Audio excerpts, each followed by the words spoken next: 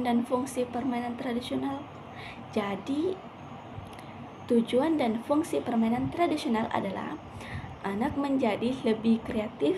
Artinya permainan tradisional biasanya dibuat langsung oleh para pemainnya. Permainan ini sebagai terapi untuk anak saat yakni anak-anak melepaskan emosinya dengan cara berteriak, tertawa, dan bergerak. Mengembangkan kecerdasan intelektual, mengembangkan kecerdasan emosi, mengembangkan kecerdasan logika, mengembangkan kecerdasan kinestetik, mengembangkan kecerdasan natural, mengembangkan kecerdasan spesial.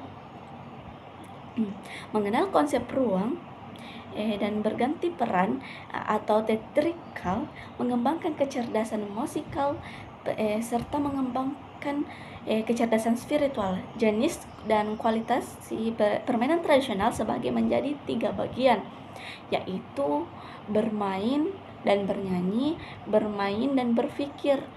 Kualifikasi permainan tradisional yang lebih lengkap dikemukakan oleh La Vega pada tahun 2007 yang membagi permainan tradisional menjadi 4 kategori, yang dalam kategori tersebut bisa dibedakan menjadi beberapa jenis permainannya, seperti permainan psikomotor, permainan kerjasama, permainan yang mempunyai lawan.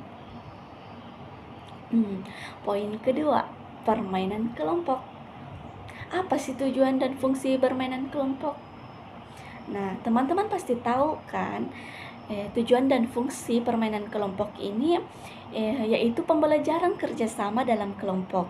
Banyak digunakan pembelajaran anak usia dini karena dianggap sesuai untuk melatih sosial dan kemampuan kerjasama. Bekerja sama melalui permainan yang melibatkan anak dalam suatu kelompok diharapkan mampu mengembangkan kemampuan sosial anak. Terutama kemampuan kerjasama dalam kelompok. Jenis dan kualifikasi permainan kelompok.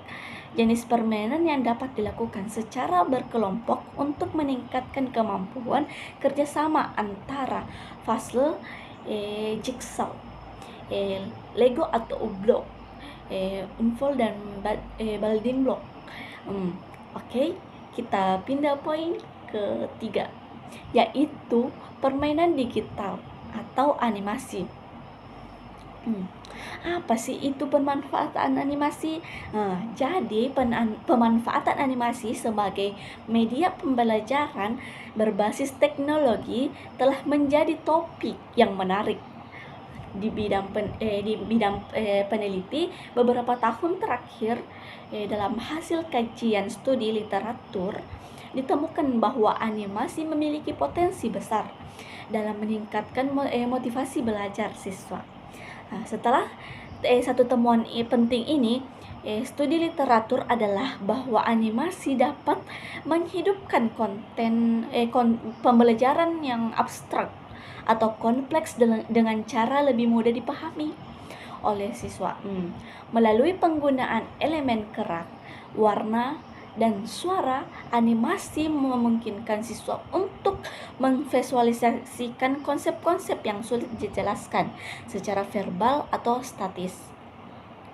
Hal ini meningkatkan daya tangkap siswa terhadap materi pembelajaran dan memungkinkan mereka untuk memperoleh pemahaman yang lebih mendalam. Mengembangkan lebih lanjut permainan ini dalam bentuk teknologi digital berbasis komputer adalah dengan membuat animasi benda-benda multidimensi, yang artinya benda-benda tertentu dibentukkan dari keempat sisinya: depan, belakang, samping, kanan, kiri, secara bersamaan dengan cara diputar. Jika memungkinkan tampakannya benda tersebut dari keenam sisinya, atas, bawah, depan, belakang, samping, kanan, kiri. Baik, poin terakhir yaitu bermain kreatif. Apa sih fungsi dan tujuan bermain kreatif? Nah, jadi, yaitu bertujuan untuk mengembangkan aktivitas dan kreativitas anak didik yang dengan berbagai interaksi dan pengalaman belajarnya. Jadi, proses siswa menemukan gerakan kreatif melalui eksplorasi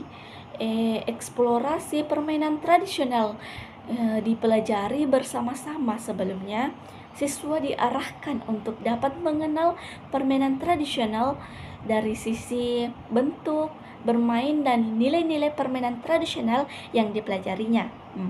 Melalui kegiatan permainan tradisional, anak diarahkan mengembangkan kemampuan kreatif melalui kegiatan berkreasi dan berkreasi. Proses kreatif dalam pembelajaran tari melalui permainan tradisional dalam penelitian sebelumnya dilakukan melalui tahapan. Yang pertama, pengenalan, eksplorasi, dan pembentukan gerakan dan menyusun gerakan. Oke, mungkin itu saja dari saya. Nama saya Rina Asmi, mungkin saya undur diri. Minallahi musta'an wa ilaihi kastastabis. Wassalamualaikum warahmatullahi wabarakatuh. Dadah.